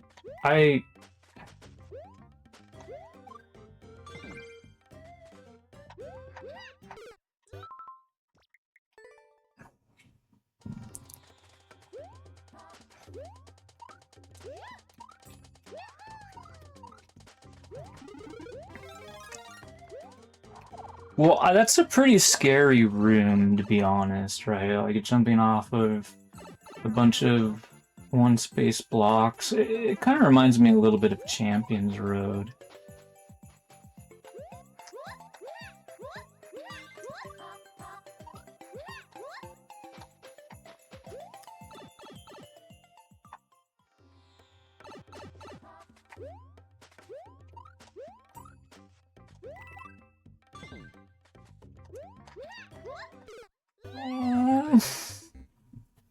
I know I can do this part, I'm just being so inconsistent.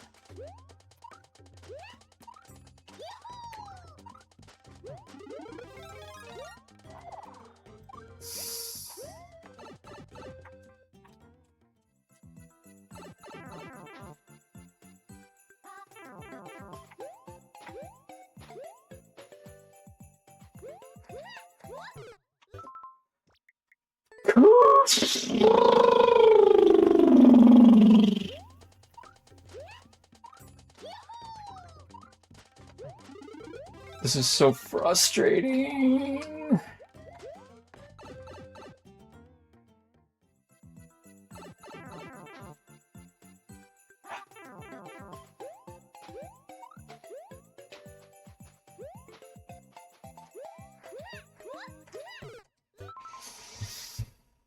Come on, why can't we beat this?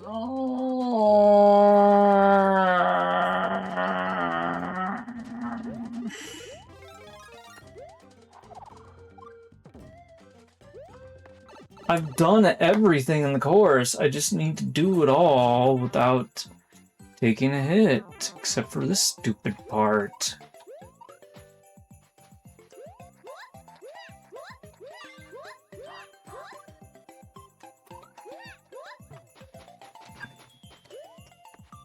I don't like that staircase, by the way. Like, I can't just jump off of it. It feels so awkward.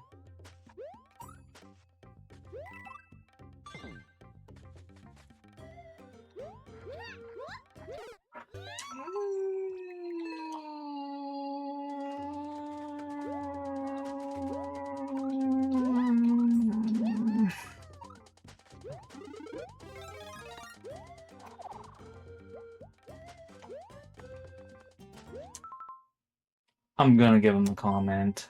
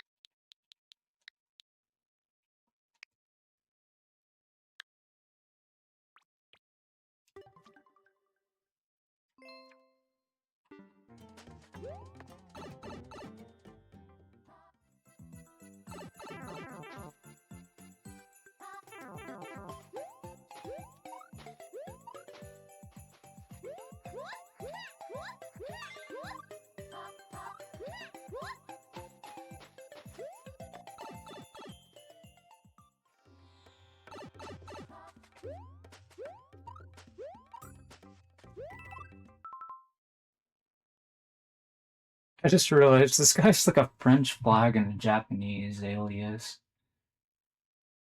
SESOSEISAIROKUSU. Kusu, I don't even know what he's trying to say with this.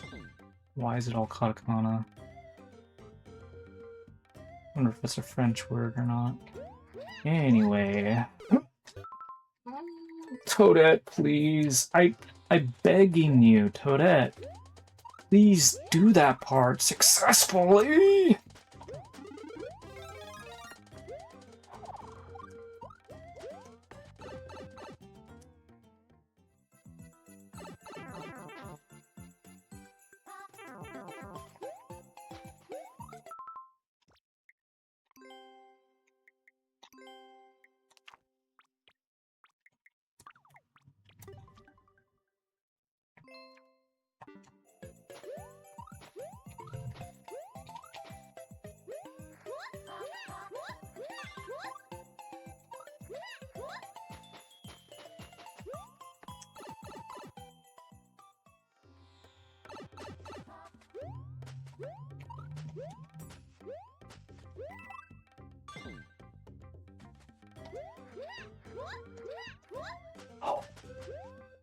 Okay, one more tricky room to go.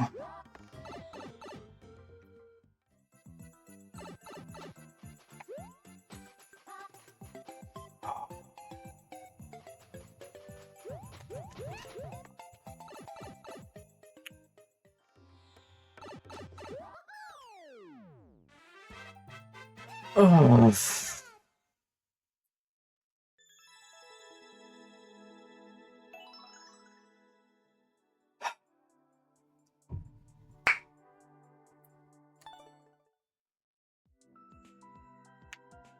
Oh man.